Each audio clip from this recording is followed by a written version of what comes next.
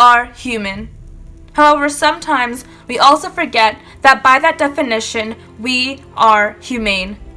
Sometimes we disjoin the two concepts with failure to realize that they really are just one.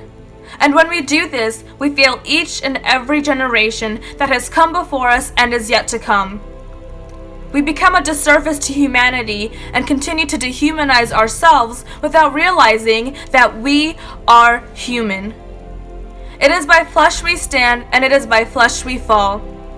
We are human.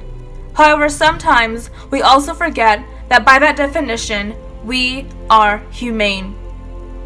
Recently, I had a teacher tell the class that we must find a way to distance ourselves from our emotions.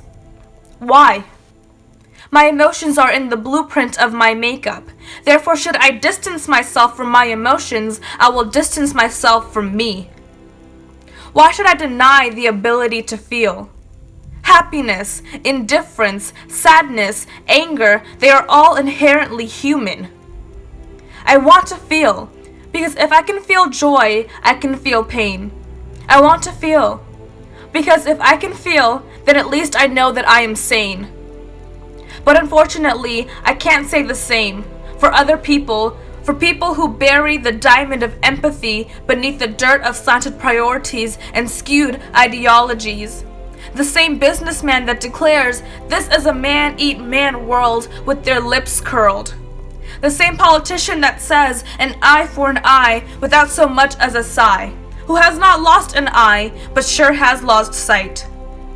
The same dictator that takes pride in being a beast and a monster, who runs victory laps on the graveyards of those they have conquered. Darwinism was a term created to measure the survival of the fittest animal.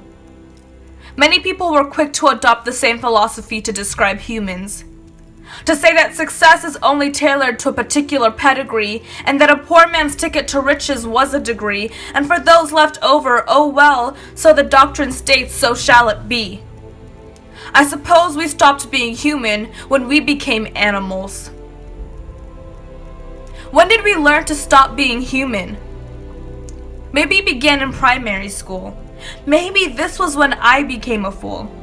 We were taught to be who you are as a part of the instruction, to break down and rearrange our construction, to take that figuratively as if a list of characterizations can become concrete.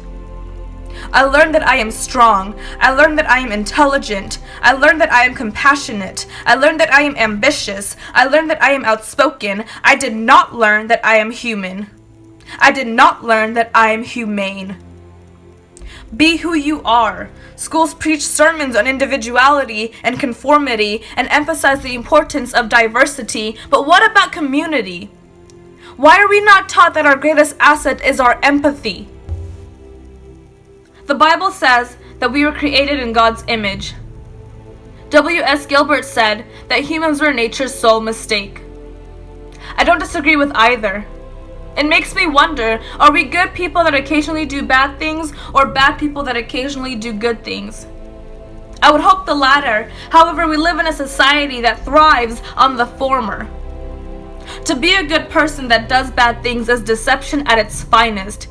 Because I am not quite sure that I am content in the slightest. I am ashamed to belong to a species that is rooted in pain. If I had to choose an adjective to modify us, it would not be humane. Maybe selfish, barbaric, cold, or confused. However, I will not be amused by a muse of malevolence. I wish that the news shared good news about how we are bad people that occasionally do good things, that spread the message that empathy rings, and that one day we will all rejoice in the compassion that humanity brings, and there is no such thing. And I wonder if this is when we stopped being human. When did we stop being human?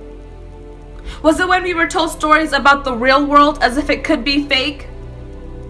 We were told to prepare for the hardships that come with life, and that we would need to strap on provisions for strife. This world is cruel, but who made it that way? Surely someone had to wake up one day and declare war on poor people instead of poverty, and manipulate the masses into believing in misogyny, and use skin color to create a spectrum scale from inferiority to superiority, and say that ethnic cleansing is a sign of nationalism and loyalty. So perhaps we stopped being human when we began to replace humanity with animosity. We are human. However, sometimes we also forget that by that definition, we are humane. Sometimes we disjoin the two concepts with failure to realize that they really are just one. And when we do this, we fail each and every generation that has come before us and is yet to come. We become a disservice to humanity and continue to dehumanize ourselves without realizing that we are human. It is by flesh we stand, and it is by flesh we fall. We are human. However, sometimes we also forget that by that definition, we are humane.